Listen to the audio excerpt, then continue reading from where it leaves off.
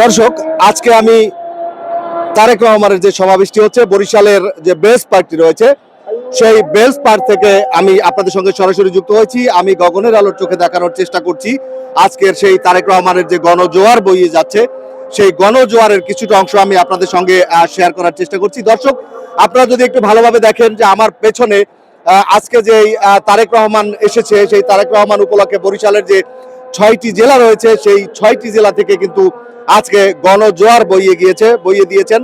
এবং এই গণজোয়ারে তারেক রহমান তিনি বক্তৃতা রাখবেন এবং তার যারা নেতাকর্মী রয়েছে, অর্থাৎ ধানের শীষের যারা নেতাকর্মী রয়েছে, তারা কিন্তু এখানে এসে উপস্থিত হয়েছেন।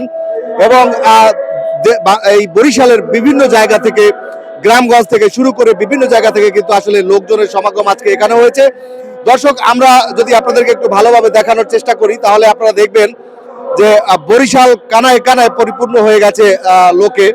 দর্শক, এই ধানের শীষের যে যারা সমর্থক রয়েছে, তারা কিন্তু আজকে এই বরিশাল শহরের বেলস পার্কটি রয়েছে, সেখানে তারা আজকে উপস্থিত হবে বলে তারা বিভিন্ন জায়গা থেকে, বরিশালের বিভিন্ন রাস্তাঘাট যেগুলো রয়েছে, অর্থাৎ বরিশালের প্রবেশদ্বার যেগুলো রয়েছে, সেখান থেকে কিন্তু তারা এক এক করে হাজির হচ্ছে।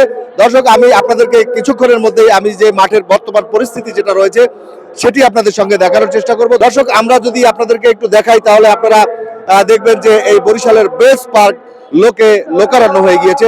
দর্শক, আজকে পুরো প্রতিবেদনের সঙ্গে রয়েছে আমি যে সুমন, এবং ক্যামেরার পেছনে রয়েছেন হাসান। দর্শক, আমরা আপনাদেরকে দেখানোর চেষ্টা করছি আজকে এই তারেক রহমান আসা উপলক্ষে, অর্থাৎ তারেক রহমানের যে সমাবেশ উপলক্ষে বরিশালের যে প্রবেশদ্বারগুলো রয়েছে, সেই প্রবেশদ্বারগুলো কানায় কানায় পূর্ণ রয়েছে।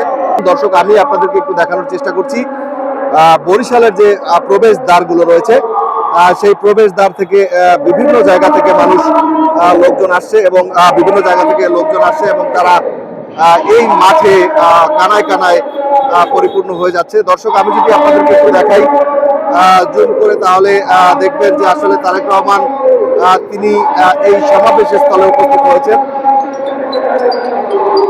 সরাসরি বরিশালের যে বেলস পার্কটি রয়েছে, সেই বেলস পার্কের মাঠ থেকে সরাসরি আমি আপনাদেরকে দেখানোর চেষ্টা করছি আজকে বরিশাল বেলস পার্কে তারেক রহমানের আগমন উপলক্ষে লোকারণ্য হয়ে গিয়েছে, এবং আপনারা দেখতে পাচ্ছেন জনসমুদ্রে পরিণত হয়েছে এই বরিশাল শহর।